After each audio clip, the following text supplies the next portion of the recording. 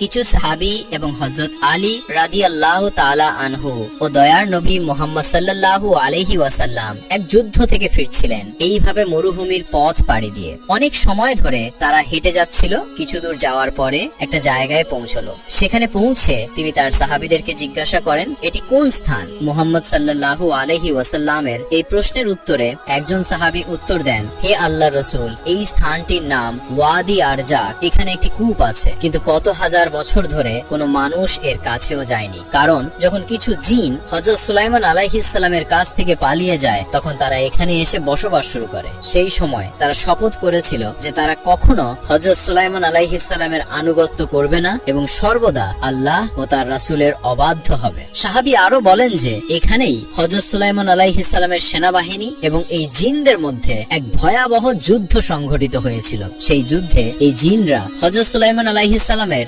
10,000 সৈন্যকে হত্যা করেছিল।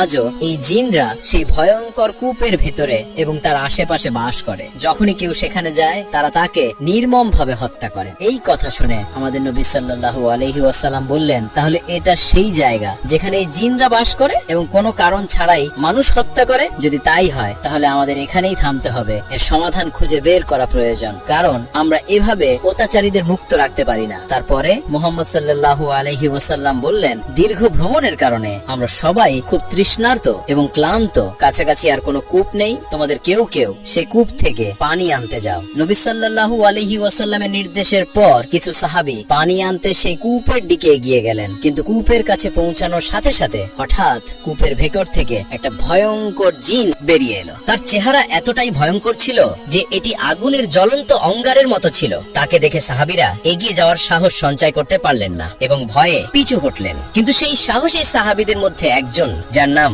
হযরত আবুল আস রাদিয়াল্লাহু তাআলা আনহু ছিলেন, তিনি পিছু হটলেন না। তিনি পূর্ণ সাহসের সাথে এগিয়ে যেতে থাকলেন এবং মনে মনে ভাবতে থাকলেন, আমার জীবন যদি হারিয়েও যায়, তবুও আমি অবশ্যই এই কূপ থেকে পানি নিয়ে যাব। কারণ রাসূলুল্লাহ সাল্লাল্লাহু আলাইহি ওয়াসাল্লাম আমাকে পানি আনতে নির্দেশ দিয়েছেন।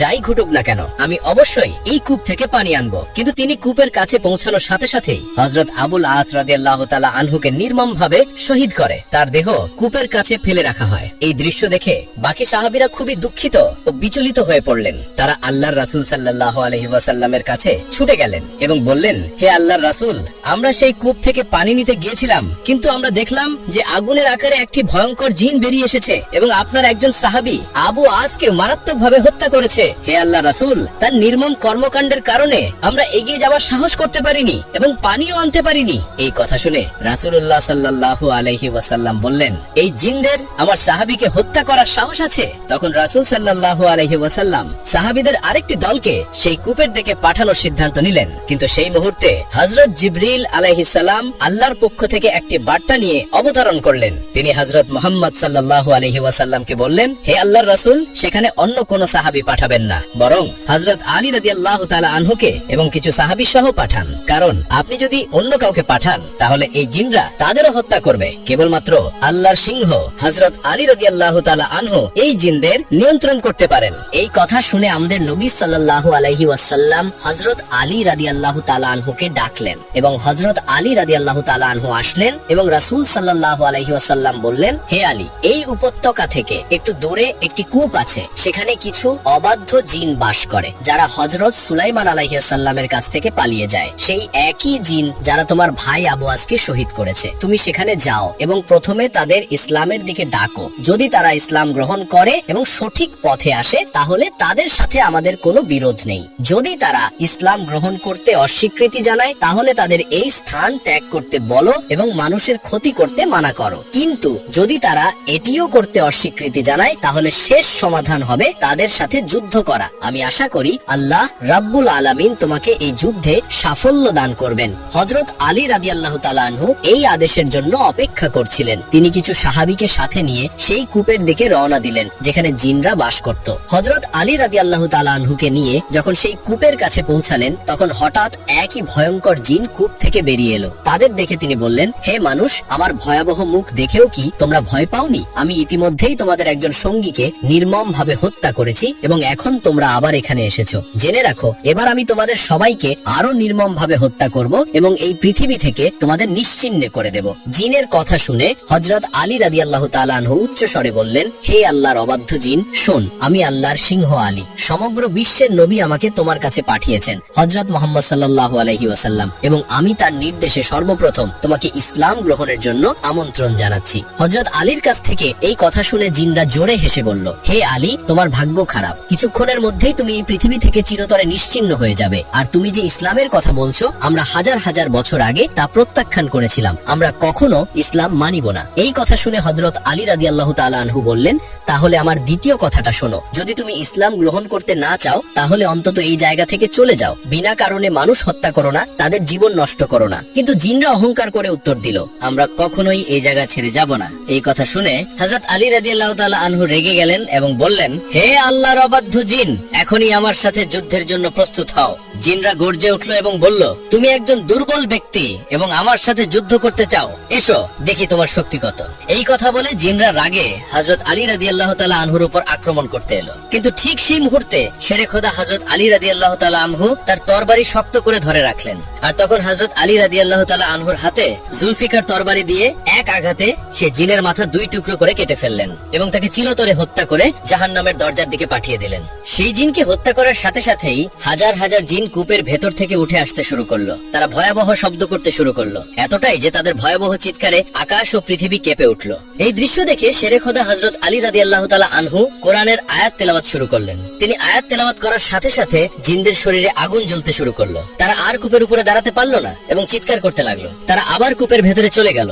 এরপর হযরত আলী রাদিয়াল্লাহু তাআলা আনহু কূপের কাছে পৌঁছান যাতে পানি তোলা যায়। তিনি কূপের ভেতরে একটি বালতি ফেলেন, কিন্তু জিনরা তৎক্ষণাৎ বালতিটি ছুঁড়ে ফেলে দিলেন এবং পানি তুলতে দিলেন না। তিনি বারবার চেষ্টা করলেন, কিন্তু প্রতিবারই জিন বালতিটি ছুঁড়ে ফেলতেন। যখন এটি বেশ কয়েকবার ঘটলো, হযরত আলী রাদিয়াল্লাহু তাআলা আনহু খুব রেগে গেলেন। তিনি দড়ি থেকে বালতিটি আলাদা করলেন এবং দড়ির এক প্রান্তটি কোমরে শক্ত করে বেঁধে দিলেন। তিনি অন্য প্রান্তটি তার সঙ্গীদের হাতে দিয়ে বললেন, তোমরা এই দড়িটি শক্ত করে ধরো। এই বলে শেরে খোদা হযরত আলী রাদিয়াল্লাহু তাআলা আনহু কূপের ভেতর নেমে গেলেন। কূপের ভেতরে গিয়ে তিনি দেখতে পেলেন যে অসংখ্য জিন তার চারপাশে ভয়ঙ্কর মুখ নিয়ে দাঁড়িয়ে আছে। হঠাৎ তারা সবাই একসাথে তাকে আক্রমণ করলো, কিন্তু শেরে খোদা হযরত আলী রাদিয়াল্লাহু তাআলা আনহু একের পর এক জিনদের শিরশ্ছেদ করতে শুরু করলেন এবং তাদের জাহান্নামের আগুনে পাঠাতে থাকলেন। বর্ণনায় বলা হয়েছে যে সেদিন তিনি একাই 20,000 জিনকে হত্যা করেছিলেন।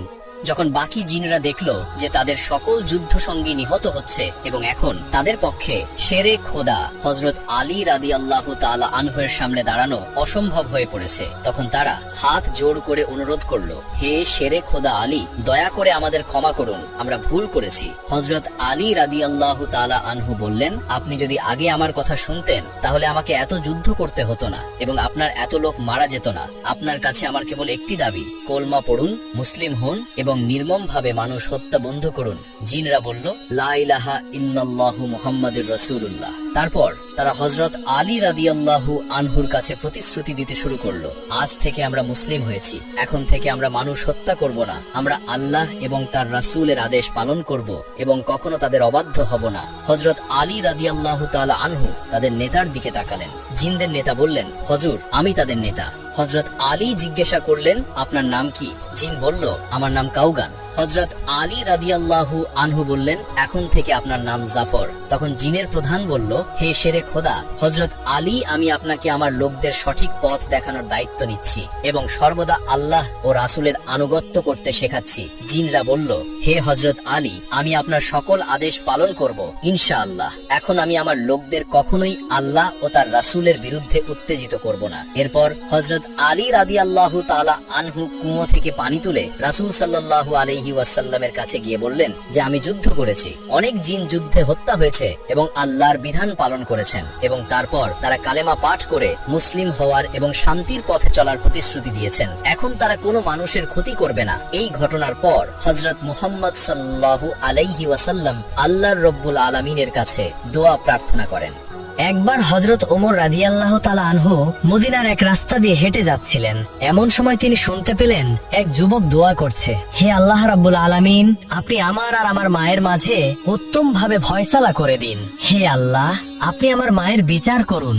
হযরত ওমর রাদিয়াল্লাহু তাআলা আনহু যুবকটিকে এই দোয়া করতে শুনে তাকে বললেন, হে যুবক, তুমি কেন তোমার মায়ের বিরুদ্ধে আল্লাহ রাব্বুল আলামিনের কাছে দোয়া করছো? তখন সে যুবকটি বলল, হে আমিরুল মুমিনিন, আমার মা আমাকে 10 মাস 10 দিন গর্ভে ধারণ করেছে এবং আমাকে পরিপূর্ণ 2 বছর দুগ্ধ পান করিয়েছে। এরপর যখন আমি বড় হলাম এবং ভালো মন্দের পার্থক্য করতে শিখলাম, তখন সে আমাকে তাড়িয়ে দিল এবং সে বলতে লাগলো সে নাকি আমাকে চিনে না। তখন হযরত ওমর রাদিয়াল্লাহু তাআলা আনহু সেই যুবককে বলল, তুমি তোমার মাকে নিয়ে বিচারালয়ে আসো, আমি তোমার মায়ের